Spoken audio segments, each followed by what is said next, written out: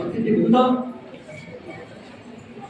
ପାଖରେ ବସିଥିବା ଗୌରବଙ୍କୁ ଭଲ ପାଉଥିବା ଭାଇ ଗୌତମାନି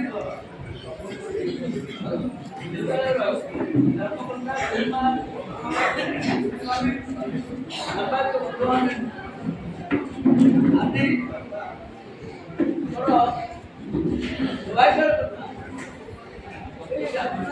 ଆଦି ସାଧନା ସେଉଠି କବି ମାନେ ପୁରା ମଣ୍ଡକିରି ଗୋଟିଏ କଥା କହୁଛି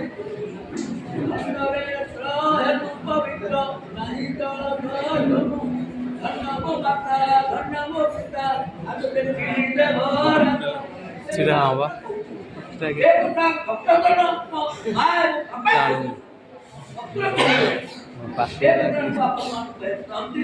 গৌরবাবু জনে কৃতি শিক্ষক জনে কৃতি সাহিত্যিক জনে কৃতি কবি আদি ତାଙ୍କ 13ତମ ଜନ୍ମ ଦିବସ ପାଳିତ ହେଉଛି। ଆମେ ସମସ୍ତେ ଯୋଗ ଦେଇଛୁ। ଭାବୁଛି ଗୌରବାବୁ ଯୁଗତ ହେଇଗଲି। ଗୋଟେ କଥା ମନେ ପଡୁଛି, ତୁମେ ଗୌରଚରଣ ରହିବ ତ୍ରିଶ હવે ତୁମେ ଥିବ ତୁମ ବାରିଦ ଗୌରଚରଣ ସାହିତ୍ୟର ପୂଜାରୀ ମୁଁ ଆପଣମାନଙ୍କୁ ଦୟାକରି ଶୁଣିବାକୁ ସାହିତ୍ୟ ସମାଜ ସହିତ ତାଳ ଦେଇ ବସିছে। ଯେତେବେଳେ ମଣିଷ ବଣ ଜଙ୍ଗଲରେ ବାସ କରୁଥିଲା, ସେତେବେଳେ ଆମର ଭାଷା ଅଲିଖିତ ଥିଲା, ଆମେ ହେଉଥିଲୁ। ଆଜି ଆମର ଭାଷା ମାର୍ଜିତ ହେଇ ଆମେ ଅତ୍ୟାଧୁନିକ ଯୁଗରେ ପହଞ୍ଚୁ। ଏ ମାଟିର ଯୋଉ ସାଧକ ମାନେ ଏ ମାଟିକୁ ପବିତ୍ର ପୂତ କରିଛନ୍ତି, ତନ୍ମଧ୍ୟରେ ଧର୍ମଚରଣ ଦାସ, ପିଣ୍ଡି ଚିତ୍ତରଞ୍ଜନ ଗଣେଶ ଦାସ, ଭକ୍ତ କବି ଅନନ୍ତ ନରେନ୍ଦ୍ର ଏବଂ ଗୌରଚରଣ ଦାସଙ୍କ ଭଳି କବିମାନେ ଏ ମାଟି ଜନ୍ମ ହୋଇ ଏ ମାଟିକୁ ପବିତ୍ର କରିଛନ୍ତି। ଆଜି ତାଙ୍କର ଜନ୍ମଦିନ ପାଳନ କରୁଛି। ତିନି ପ୍ରକାର ସାହିତ୍ୟ ଅଛି। ଗୋଟିଏ ହେଉଛି ଗୀତ ସାହିତ୍ୟ, ଆଉ ଗୋଟେ ହେଉଛି ଲୋକ ସାହିତ୍ୟ। ଗୌରବାବୁ ଯୋଉ ବହି ଲେଖିଛନ୍ତି, ତାହା ଯଦି ସର୍ବକାୟ ନ ହବ ତାହାର ସେ ଲେଖାର କିଛି ମୂଲ୍ୟ ରହିବ।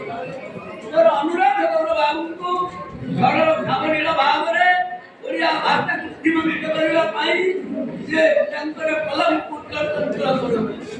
ଆଉ ଗୋଟେ କଥା ମୁଁ କହିବାକୁ ଚାହୁଁଛି, ସଭାପତି ଗଙ୍ଗାଧର ମେହେର କଣ କହିଲେ?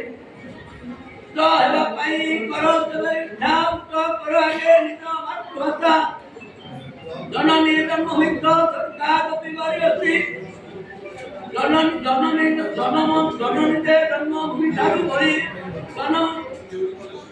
ଜନନୀ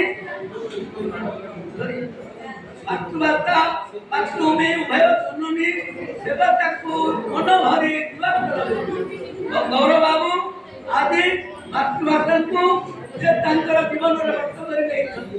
ଏଭଳି ଭାବରେ ମାତୃଭାଷା ବିକାଶ ହବ, ସେଥିପାଇଁ ସେ ମନୋବତ ଚେଷ୍ଟା କରିବା ଦରକାର। ଏ ବର୍ତ୍ତମାନ ସମୟ ନାହିଁ ମୁଁ ଆପଣଙ୍କୁ ଅଧିକ ଗୁଡ଼ିଏ କହିବା ପାଇଁ ଏତିକି କହୁଛି।